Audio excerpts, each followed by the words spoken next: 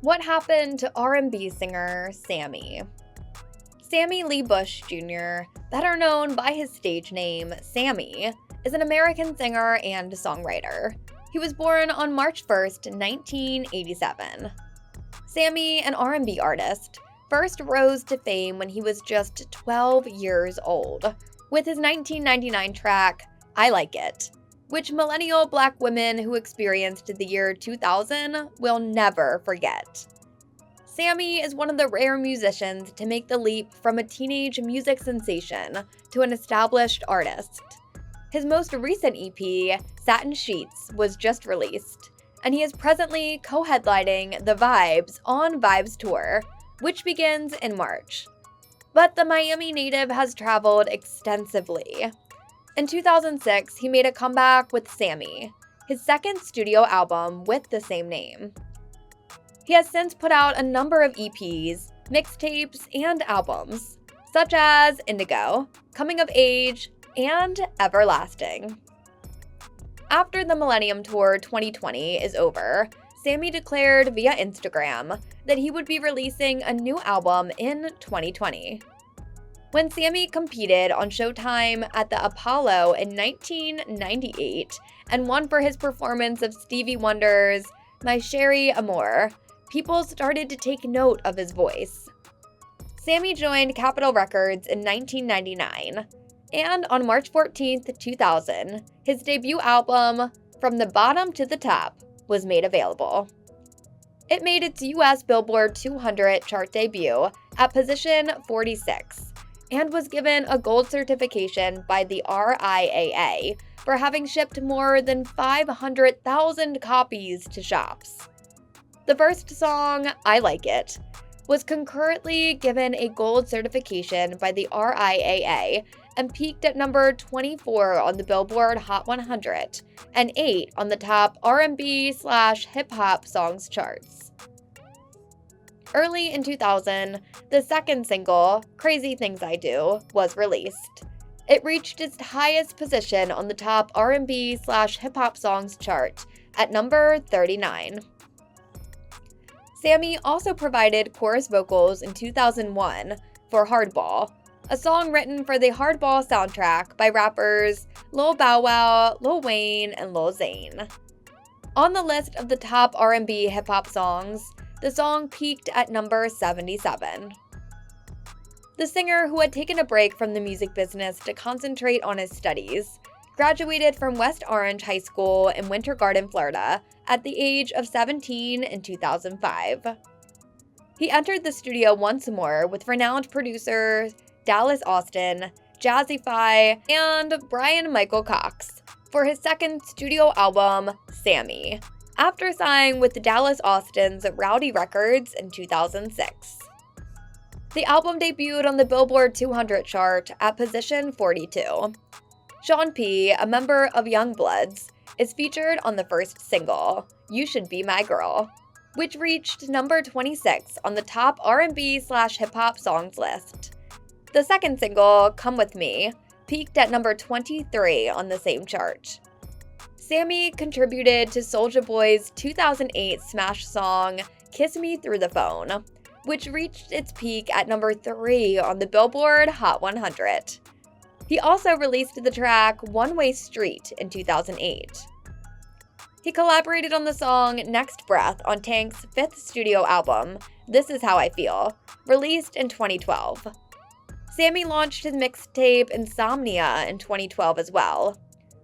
The Lee Bush Project EP was then published in 2013. Sammie's first mixtape, Indigo, was released in January 2016 by his own label, Starcamp Music. Coming of Age, his third album, was released in September 2017.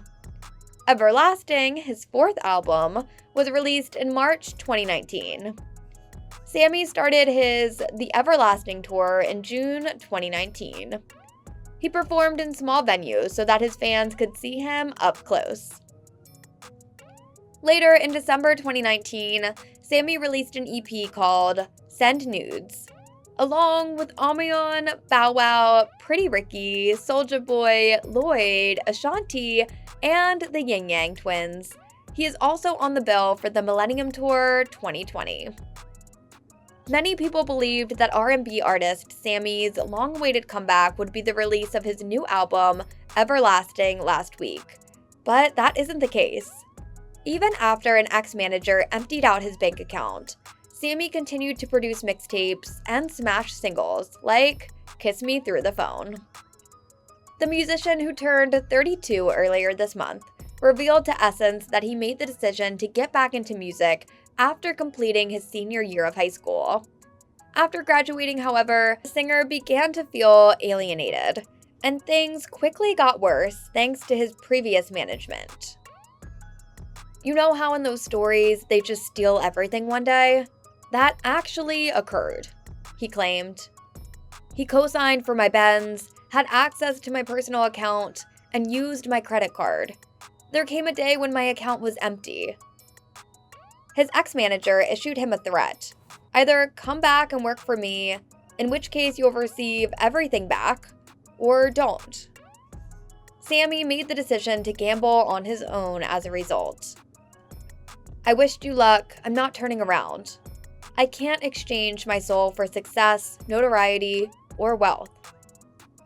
Sammie remembered, noting that since he had known his manager since he was 12 years old, it was difficult to deal with this betrayal both financially and emotionally. The singer continued, "To me, he was like a big brother. I didn't have a family when I got to Atlanta. I'm a Florida native. I moved in with him when I relocated to Atlanta. I now have a Benz. He co-signed for me because at the age of 18, I didn't have much credit. A $25,000 American Express card is required. He would be the main user of the account to make sure I'm not overspending." Sammie admitted that his financial struggles caused him to experience some dark days, and finally concert work in order to at least live check to check. Sammie persisted though, appearing on late-night television and ultimately signing a deal with Interscope that regrettably didn't work out. "I never came out under that umbrella because they found out there was this crazy guy that was having a hard time letting me go," he said, referring to his ex-manager. "They don't want to sign an act that already has these issues." So the singer turned to songwriting, penning hit tracks for Tank, who he refers to as his big brother, and ghostwriting for other performers until one day he found viral success thanks to The Shade Room. The Shade Room posted him, and 4 million views later, people reached out asking about what he was doing. The singer, however, wasn't interested in giving up his independence, deciding instead to partner with Empre. Now, following the 2016 release of Indigo, Sammie has arrived with a new album that gets back to his R&B roots. He also did all of this while taking care of his sister and helping his parents. Now, when I think about how I was still sustaining back then, it's funny because now I know it was just God, Sammie said. "How was I making this amount of money stretch while doing this, while I never lost my home? You know what I mean? I wasn't living freely as I was accustomed to, but I got everything back tenfold." He started the Everlasting Tour in 2019 to give his fans an intimate performance experience, and he was a popular favorite on the Millennium Tour in 2020. Now, Sammie is not just an artist, but also an entrepreneur who established his own candle business, Simply Naked Candle Co., in 2020. Sammie has achieved great success in his job, but the one thing he lacks is a partner with whom to share it. He spoke candidly to Black Love as his 35th birthday draws near about his most recent endeavor, his romantic history, and the reasons he feels prepared to settle down and start a family. Sammie is one of the few artists that have successfully transitioned from being a preteen hitmaker to being an adult musician.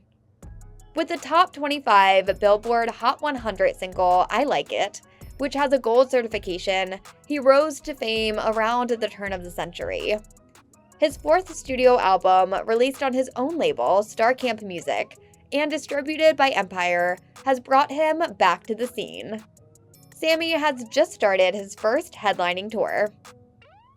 After beginning in Seattle on June 3rd, the tour will make stops in a number of additional cities before coming to an end in Atlanta, including Oakland, Long Beach, Houston, Chicago, and New York, June 23rd. What are your thoughts on Sammie and all that had happened to him? Let us know in the comments section. And till next time on True Celebrity Stories.